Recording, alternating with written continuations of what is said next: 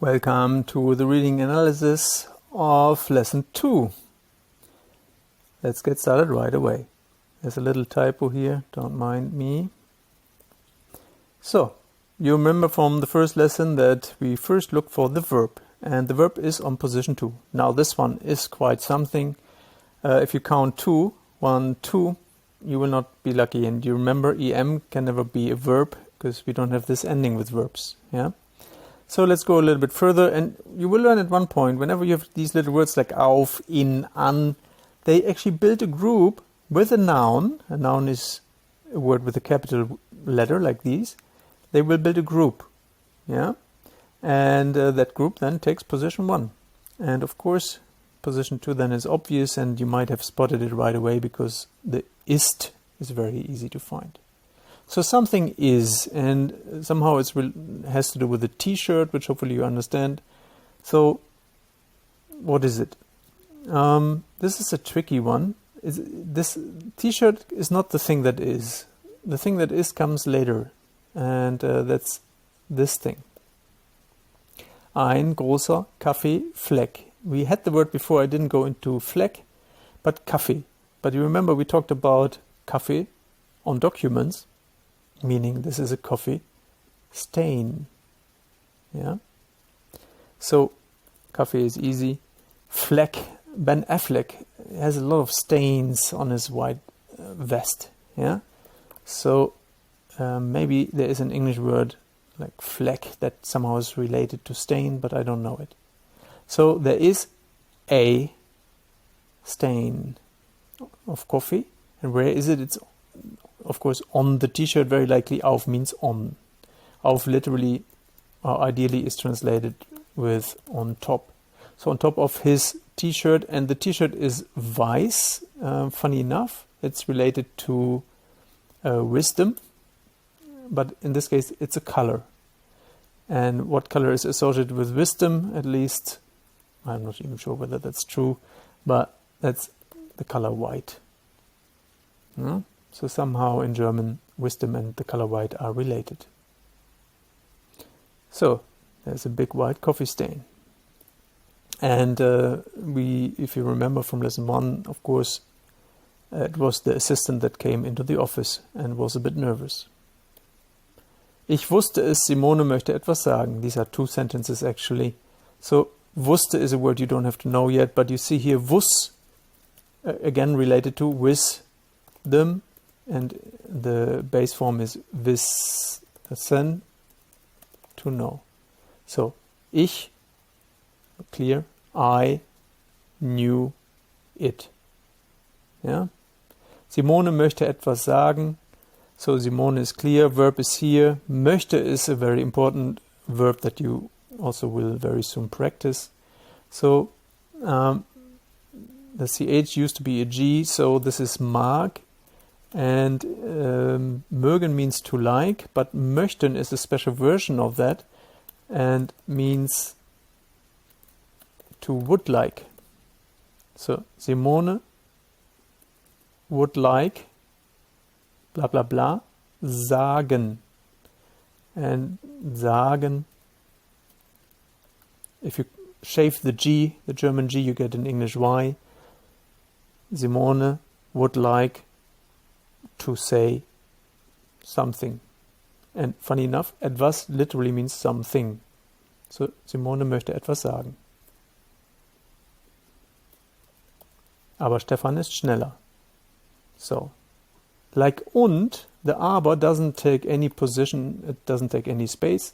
So, aber has a B in there, and therefore it might help you remember aber means but.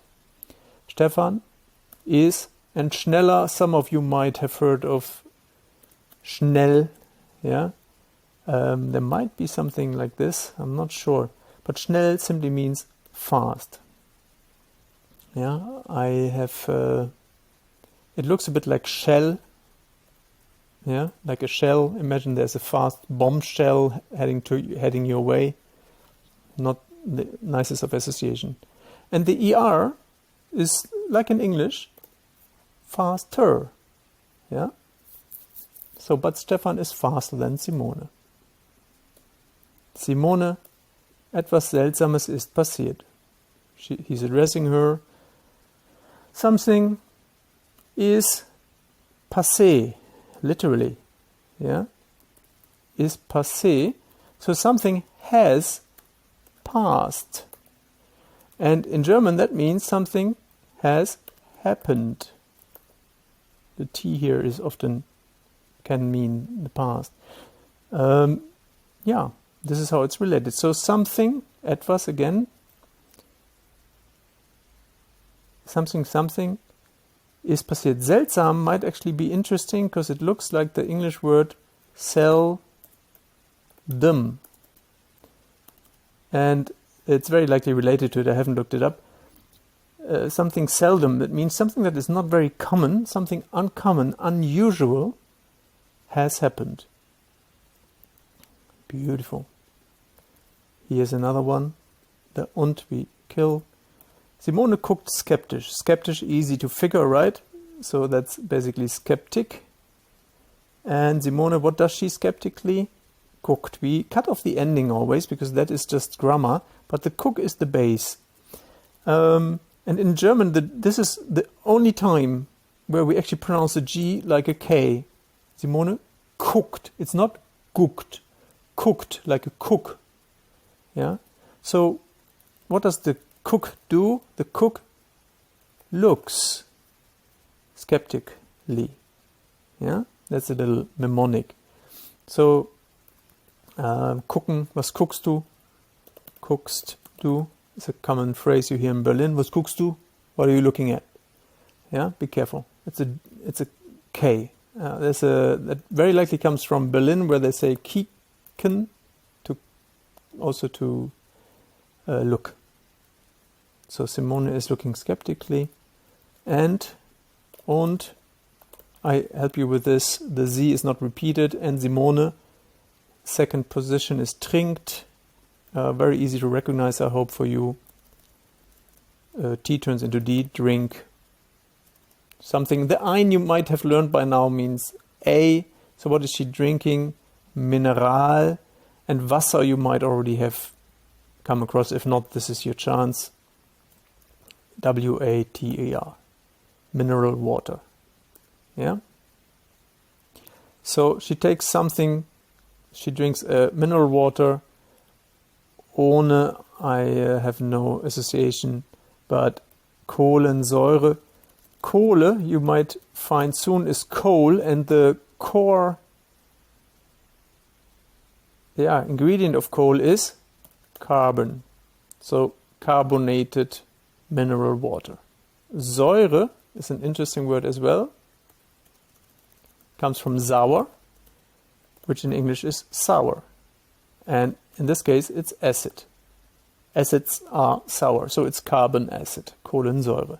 And ohne is the opposite of, let me quickly also add this, ohne is the opposite of mit. So this is with, and this is without.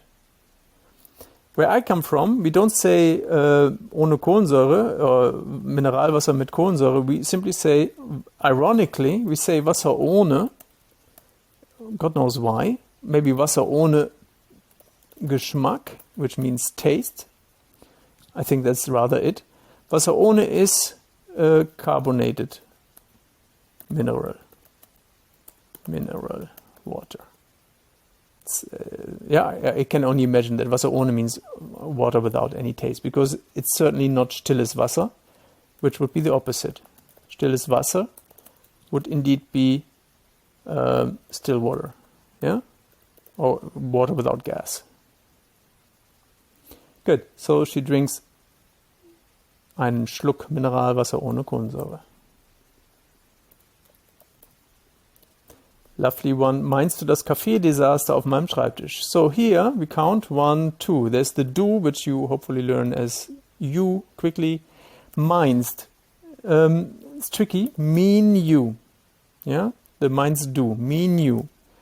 And in English, of course, that is do you mean. And you see how we differ from English, right? So mean, you see the relationship, I hope. Mean you the coffee disaster, and that's already enough information. And auf, remember, on top. So where was the coffee disaster? Was on her documents, and the documents were on her Tisch, which is the table. And German tables are made of tissue, just to help you remember it. And what does she do on this table? She scribes. The scribing table. So schreib, or schreiben, means to scribe, to write. And the table that you write on is the desk. Isn't it beautiful? So she asked Stefan, do you mean the coffee disaster on my writing table, on my desk? Here's the verb, hört, and that's very close. We kill the T, and then we have the English word hear. Hör, hear. You see that?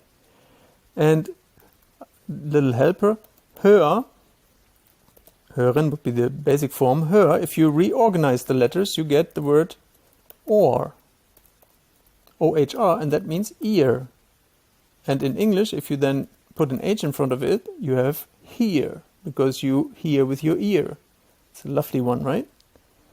Good. So, Stefan hears Simone's something something nicht.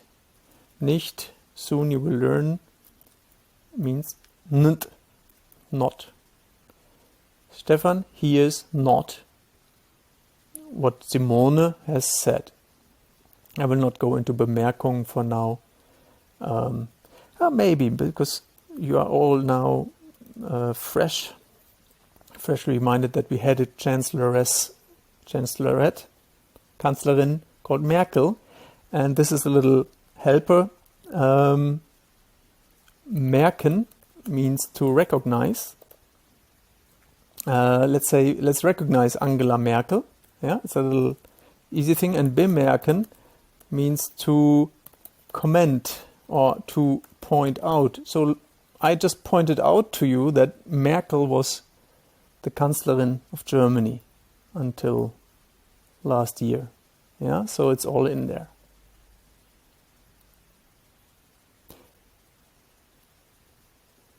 Well, bemerken it also is to notice. So I hope you notice that there are two meanings of bemerken. Next one. Aufgeregt flüstert Simone ins Ohr. So the verb 1, 2, flüster, let's kill the T, and let's see. Well, I'm not sure. There is a word fluster. I'm flustered, but I'm not sure whether it somehow relates. Let me quickly check this. Not in Spanish, but in German. Interesting. To make nervous. To be aufgeregt. Well, we can use it for a mnemonic. You're flustered when someone is whispering. Yeah? And where do people whisper? You just learned this word into someone's ear. And whose ear? Simone's ear, of course. Yeah? So, who is whispering? Well, that's which is, how can I actually, let's say a good way to remember means he is by reminding you that it might be related to air, yeah, which is the male version. Could also include woman, but just for now for the mnemonics. Aufgeregt, we just skip.